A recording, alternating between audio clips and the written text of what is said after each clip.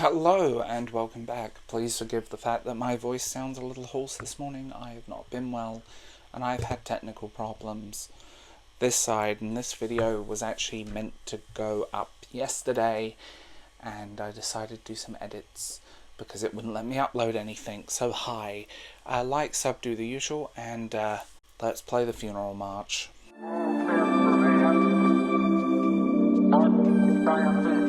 Kotaku was once this amazing website. It offered great reviews, in-depth analysis, and now it's become a aged station wagon filled with activists screaming into the void and sending people threats and doxing people. It's something clearly wrong, and something that's just kind of non-existent now.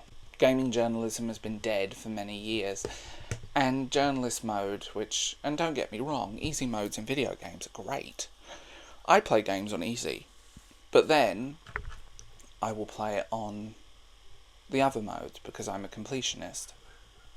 Kotaku created an environment in which activists took the helm and they stopped caring about games. Everything was a political statement. Everything was a statement of this and that, rather than an actual statement about video games. Unhinged rants, led by a former camgirl of all creatures on the internet, who has openly threatened and attempted to dox people, and many of them have. A person that believes that if you find a video game attractive, you're a problem, but will quite happily sit there and get herself wet to countless other video games characters herself. I mean, repulsive, inhuman monster who doesn't deserve a name, and I'm not going to name her. You know who I'm talking about. Admittedly, I wish she had done that fight. I would have paid good money to watch that, and watch her get the inevitable at the end. Ultimately very deserved. The signs of decline were obvious. The editorial shifts that happened, it went from focusing on purely gaming to intersectional politics and clickbait headlines,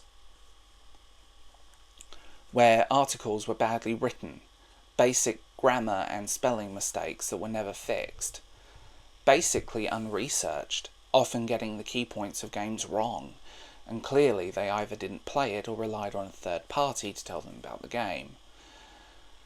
Articles that felt more AI than human. And you can tell AI writing, but that's just my theory at this point. There have been accusations of toxicity within for many years. Several former employees have spoken out about internal conflict and lack of support from management, and the culture of harassment. Honestly, these were all allegations and never proven, as far as I know, but I could be wrong at this point. But who knows, right? The quality of content just went down. The quality of writing. And this is what happens when you let the monkeys run the show.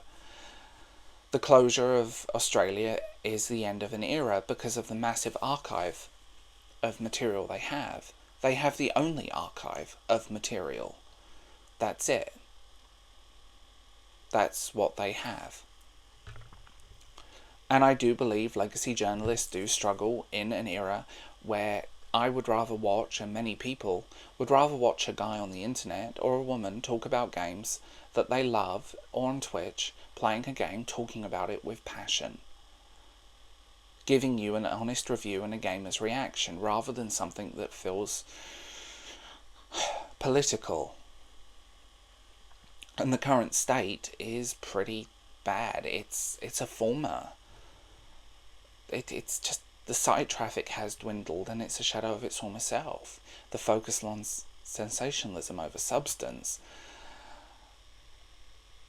I mean, these websites are basically just a relic of a bygone age, when user-generated content was not a thing. Its failure to evolve in the market is evident. And when you have people like McConte and so on, Voldemort, she who will not be named, screaming into the void and having unhinged rants on Twitter, it's just ridiculous. A former cam girl screaming into the void. The unhinged rant the other day was you have no idea what journalism is. Your websites look like they're from 2001. They're riddled with typos. You use yourselves as a source for stories. You have an internet connection and a webcam and think you have something worthy to say you don't. It's a shame that private equity and Google have gutted legacy media sites, and the stupidest and cringiest people in the world are rushing to fill the gaps. Before you call people that, maybe you need to look in a mirror. Maybe you need to do it, rather than projecting all of this stuff on other people. Stupid, incomprehensible, ignorant, just because you have a university degree, people. I have 3 of them, so let's not go there, shall we? I don't use them for anything, but I have them. Legacy media is done, and it has been done for a long time. There are no if, buts, and maybes about it. And ultimately, websites like Kotaku have had their day, and there is no way around that. IGN, Polygon have also kind of met the end of their era. People are not consuming these articles. People are not interested in those articles. People want to see gamers actually play games and create something. It's simple. That's all it is. And that's all we want as gamers. I don't want intersectional politics. I want a video game that's fun. I'm bored with video games that hold my hand and every 5 seconds tell me what to do or where to go. I'm bored of ugly characters on screen and bad design and video games that look like they're released on the first generation of Xbox 360 software rather than actual pushing the limits of hardware. Unfinished, broken, buggy messes that these journalists will shill over because who knows who's paying them, right? Allegedly. Kotaku is done. Unhinged ramblings and a pointless website that no longer exists, and a website that feels disconnected and disjointed from everything. Kotaku has had its day, and it's done, and it should be done. A relic of a bygone age. Basically, this is what happens when you let the crazies run the asylum. There is no way around that. And, somehow they're the victim in these situations. But they're not. It's just payback. The gaming industry is in trouble. It's majorly in trouble, and the gaming industry is not in a good place. And stuff like this does not help. Sweet Baby Inc. is another example. Studios are closing because of them meddling and interfering. Again, I would have paid good money to watch that bitch get kicked in the face by one of my favourite YouTubers with fabulous red hair. I'm just watching this all fall has been an oddly gratifying experience. And user-generated content is the future, as long as it doesn't get commercialised.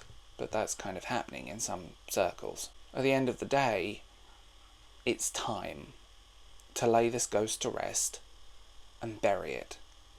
Simple, right? Tell me what you think in the comments below. I will talk to you guys later.